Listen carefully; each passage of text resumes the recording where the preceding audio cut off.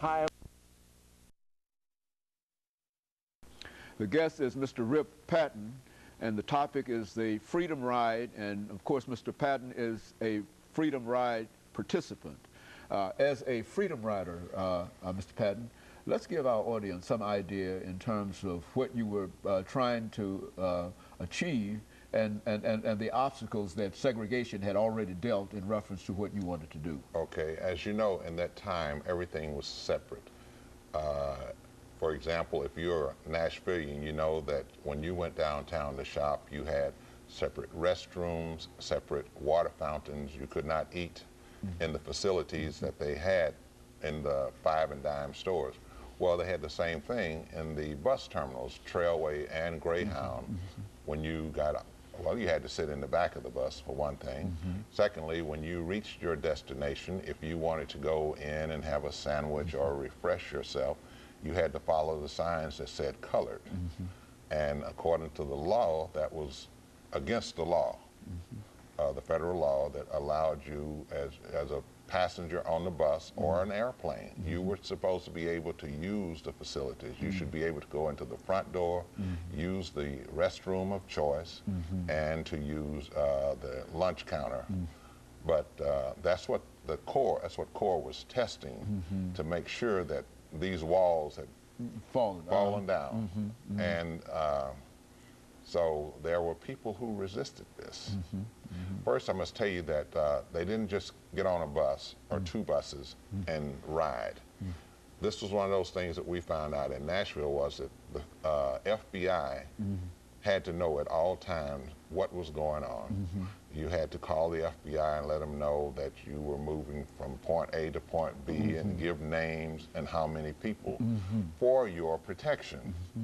Now, the thing that you must realize too is that all FBI are not the same. So as you get deeper and deeper into the South, that FBI might be a Ku Klux Klan person, or he might know somebody, or his feelings might be he might be a staunch segregationist.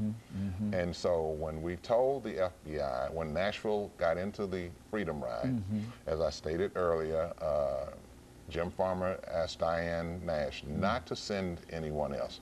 Let's stop it right here. It's too dangerous. She said to him that if you let the bully know that he has bullied you and scared you into stopping, we'll never get anywhere. So Nashville is going to continue this Freedom Ride. So one of the problems that we had as students was trying to raise the money.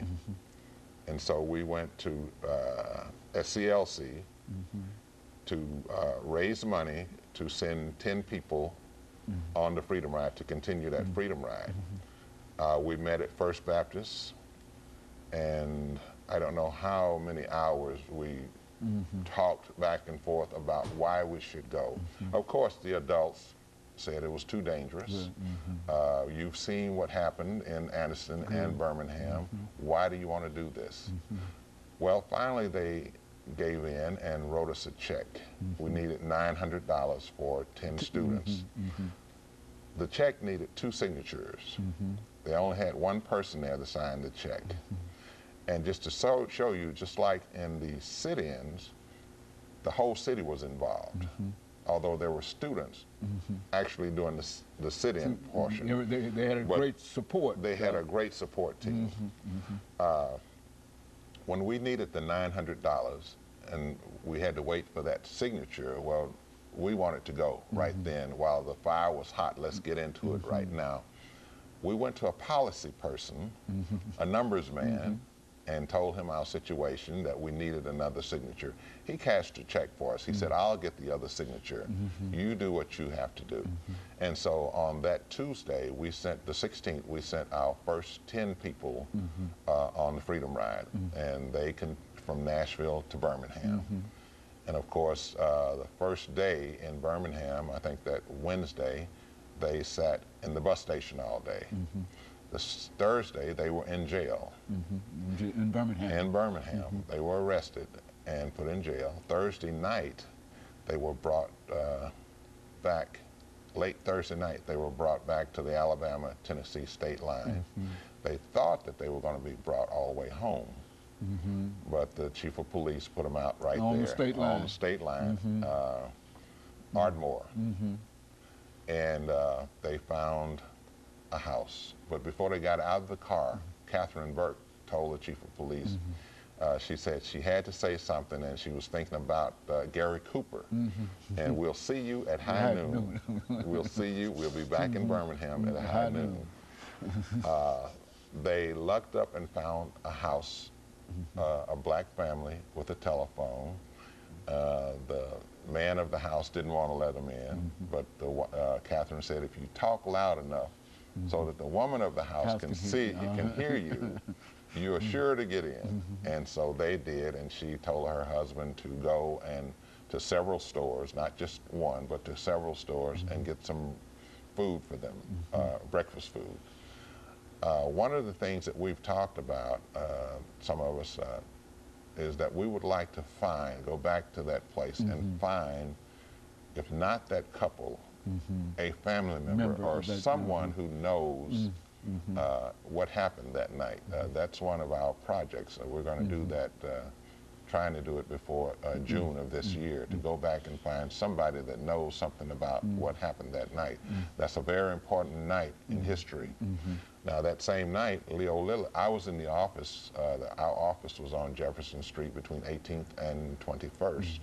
Leo Lillard and I were in the office. We got the call from Bill Harbor where they were, and of course we didn't have interstates.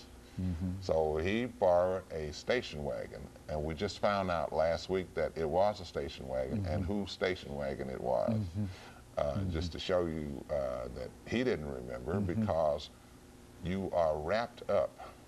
This is a spiritual thing. First of all, you have to know that this is a spirit. This whole movement is a spiritual thing.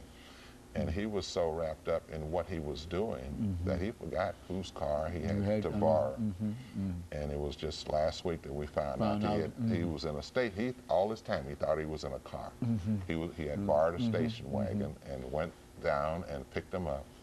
Took all the back roads. I think we said he went down through Shelbyville and that way, and then took the back roads back into Birmingham. And so high noon, Friday morning, they were back in Birmingham. They were at the bus station. Very good. And of course, let us make preparations for this second commercial break here, Mr. Patton, and after we'll come back and give you an opportunity to continue this discussion. And of course, we'll be back with our audience following this very, very short commercial break.